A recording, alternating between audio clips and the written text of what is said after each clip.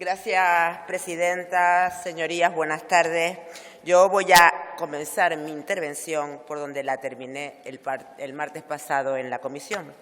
El contenido de este informe de la Audiencia de Cuentas lo que hace es poner blanco sobre negro y desmentir el mito sobre la excelencia gestora del Ejecutivo anterior, la excelencia gestora del Ejecutivo del señor Clavijo.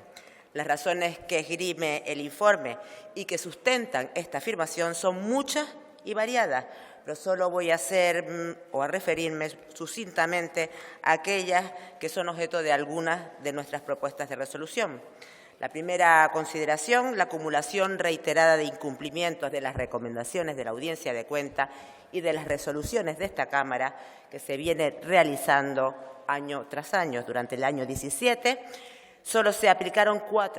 solo cuatro de las 32 recomendaciones planteadas por la Audiencia de Cuentas en el informe del 16, y de ahí nuestras 4 primeras propuestas de resolución. La segunda consideración, el incumplimiento sistemático de los procedimientos de contratación de personal en las sociedades públicas, donde en muchos casos la contratación se sigue realizando ignorando los procedimientos previstos y los principios de publicidad, concurrencia, igualdad, mérito y capacidad. Y de ahí nuestra quinta propuesta de resolución.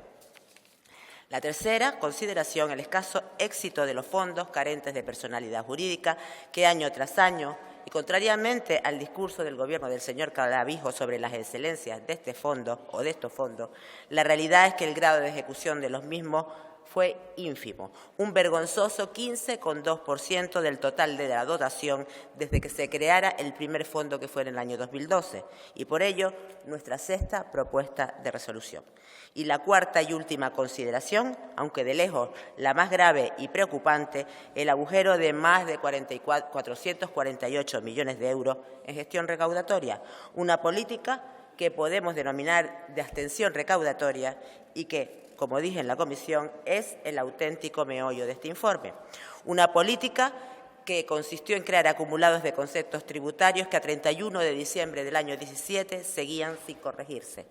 En 2017 solo se recaudó el 9,2% del total del pendiente de cobro de otros ejercicios, 41,4 millones de euros de un total de 448. Otra de las irregularidades detectadas por la Audiencia de Cuentas viene referida a la provisión por insolvencia o volumen de deuda de dudoso cobro, que en 2017 fue de 13,2 millones de euros, cantidad a todas luces anormalmente baja, que incumplía con la instrucción que la Intervención General publicó en el año 2002, según la cual dicha cantidad tenía que haberse fijado en 354 millones de euros. Repito,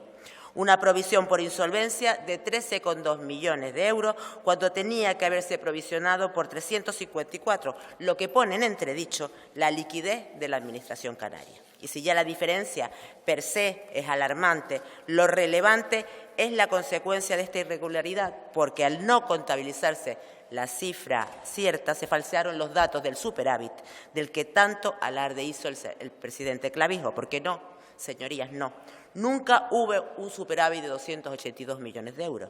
Y es que si se hubieran aplicado los 354 millones que, además de la resolución de la Intervención General, el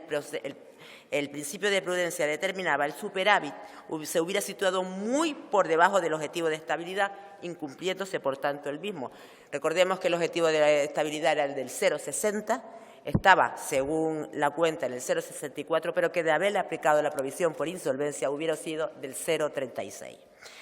Principio de prudencia, por otra parte, que siempre ha existido, pero que Coalición Canaria solo empezó a aplicar a partir del año 18. Y para seguir sumando, la Audiencia de Cuentas constata otra irregularidad, esta vez referida al importe total de las subvenciones concedidas por el Gobierno de Canarias, abonadas anticipadamente y pendientes de justificar, cuya cantidad ascendió a 439,7 millones, de los que al menos el 38%, 167 millones, también habían superado el plazo previsto de prescripción. Y de ahí nuestra séptima propuesta de resolución. Así que, en resumen, señorías, podríamos decir que tenemos acumulación de incumplimientos de recomendaciones y resoluciones, impidiendo así el efectivo control de la gestión del Ejecutivo de turno, incumplimientos sistemáticos en materia de contratación de personal en las sociedades públicas, dando lugar a lo que vulgarmente conocemos como contrataciones a dedo de puestos directivos, un escaso éxito de ejecución de los fondos carentes de personalidad jurídica, resultando penoso además recordar cómo se pretendió vender estos fondos como un éxito sin precedentes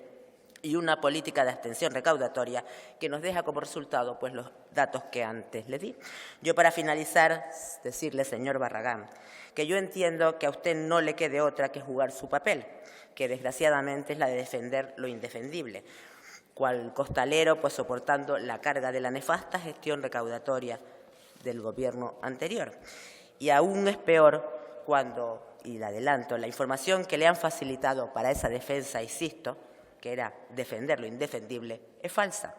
Porque es falso que existe un informe del Tribunal de Cuentas que desmiente lo concluido en el informe. Es más, es que el Tribunal de Cuentas no tiene la competencia, la tiene el Parlamento de Canarias y la GESE a través de la Audiencia de Cuentas. No existe un informe del Tribunal de Cuentas. También es falso que los informes de la IGAE y de la IREF hayan determinado la bondad de las cuentas del 17. Lo que hacen una y otra, la IGAE y la IREF, es con la información suministrada por la comunidad autónoma determinar el cumplimiento de los parámetros de estabilidad, pero sin entrar a analizar la adecuada contabilización ni de la dotación con la provisión por insolvencia y mucho menos del pendiente de cobro de ejercicio cerrado. Porque es falso también que la falta de personal justifique este desaguisado, porque para dotar una provisión por insolvencia no es necesario dar de baja nada ni estudiar ningún expediente, es simplemente analizar la evolución de los cobros de ejercicios anteriores que han disminuido paulatinamente desde el 2010, repito, en el año 17 solo un 9,2%. Y por último,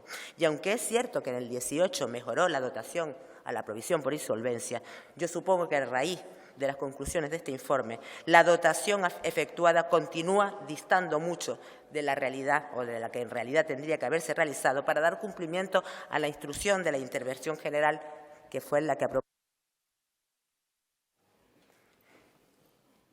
173 millones se dotaron cuando dicha dotación tenía que haberse hecho pues por aproximadamente 317 millones de euros, que como verán pues debe ser un simple baile de números, porque como bien sabe en el 18 el cobro de ingresos tributarios de ejercicios anteriores no creció exponencialmente, ni mucho menos, muy al contrario, se situó en tan solo un 6%. Respecto a las propuestas de resolución del resto de los grupos de la oposición, hemos hablado tanto con Coalición como con el Partido Popular para una serie de transaccionales a las que no le he oído decir si están de acuerdo o no. En el caso de que estuvieran de acuerdo, votaremos a favor de todas las propuestas de resolución. En el caso de que no las acepten, pues votaremos en contra de esas.